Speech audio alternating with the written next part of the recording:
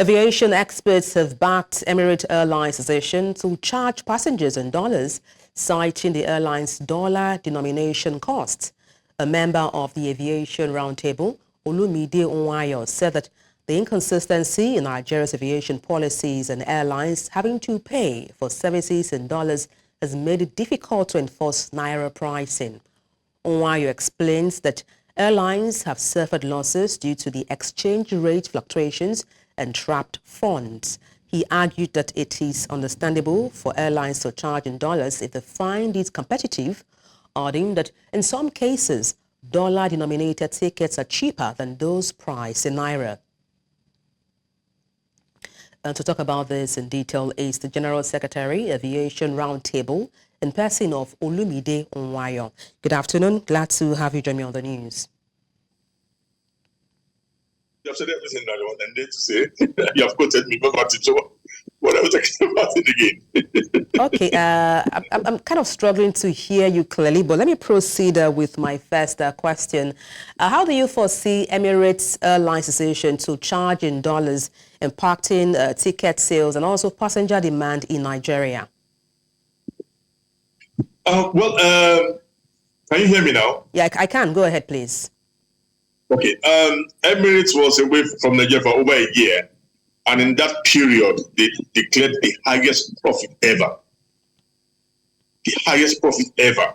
Now, this was an airline that was doing 3 times a week into Nigeria before it stopped. Twice into Lagos and 1 into Abuja. So 3 times a day, 21 flights a week.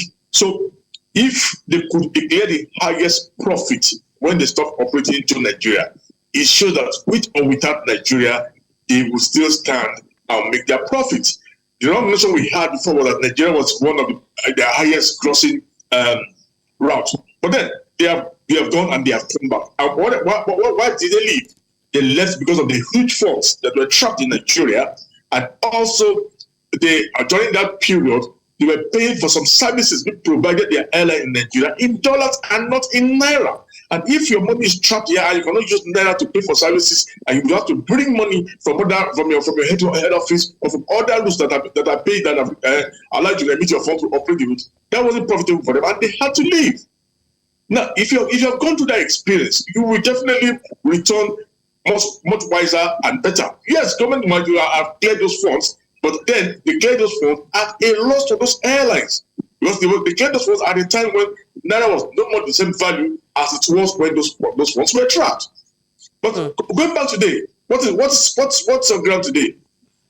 The $100 airport national fee is collected dollar by far.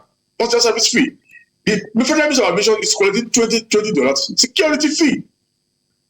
Same as some other services, other service providers within the international airport there, including their first supplier who was charging them in dollars. So when you charge all this in dollars, why should they charge in naira? If we are saying that all services in Nigeria must be paid in naira, then we must lead by example. The ministry fund and all the government agencies should show it.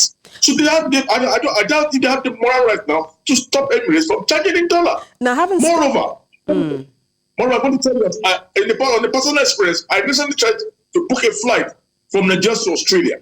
And when I went through all the airlines, Emirates, if that was charging dollar, was the cheapest. The cheapest. So I don't feel the fact of charging the dollar, but I feel if we really have to put it as a law, then we must also obey that law. He who comes to equity must come with clean hands. Just to chip in there. Yeah, if I may chip in there quickly, Mr. Ohunayo. I mean, you've stated lots of shortcomings in the aviation sector. Now, having stated all of this, what step can the Nigerian government take to help strengthen this sector and create a more stable and supportive environment for foreign airlines? Well, sincerely, the process is on, and the only way it's not about the foreign airlines. You should create a stable environment for your own airlines. You need to grow your airlines. When you grow your airlines, at this morning, Qantas, the Australian airline, is starting a flight to South Africa, linking Australia to South Africa, direct flight for the first time.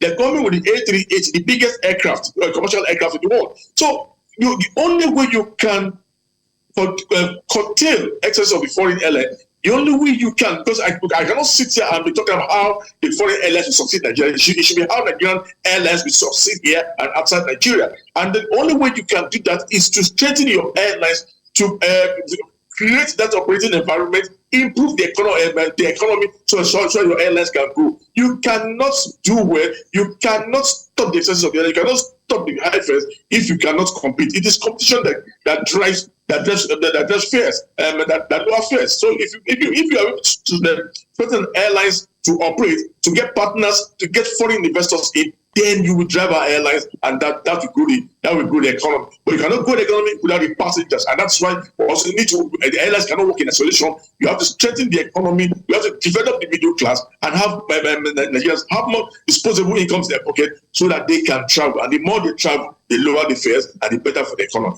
Well, indeed, like you've rightly, referenced there or put in context there, charity begins at home. But then let's talk about dollar pricing now.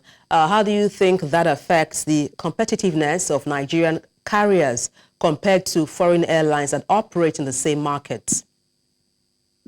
Well, you see, so far so good. It's only Emirates that's charging in dollars, and that's because, like I said to some people, maybe we wait till October 1st when they want to start, when they tell the commercial operation. Probably by then they will be able to reconfigure their system to the naira to charge in naira. But then, what's the difference? I looked at it with other airlines when I was looking for this ticket to Australia, and others were charging in naira. But with the dollar, when I converted their dollar to naira, it was the cheapest. So I didn't feel bad about it. I would rather go and buy the dollar and pay for a cheaper fare, which is what Nigeria wants, than to have my naira been taken away under the guise of the airline selling to me now. Then it's scraping my head. Again, we have seen on the London route, Airpeace is there now. In the beginning, we were clapping with a fair difference, but then as of today now, there's virtually no difference between Airpeace and the other airlines operating on that route. So it shows that we still need more capacity, we still need common competition to serve that route, and even and I can tell you, with a lot of Emirates, fares will drop because most of the Emirates passengers are not going to Dubai per se. They're actually going to points beyond Dubai, which includes London. So the more foreign airlines come in, there's strong foreign airlines of value, the more seats are available for Nigerians. And more small, when there's more seats and more, if the seats are getting more than demand, they can be sure that fares will drop. So I look forward to Emirates coming in. Well, thank you so much for your thoughts on the news. Olumide Ohunayo, General Secretary, Aviation Round Table. Many thanks indeed. Thank you for having me.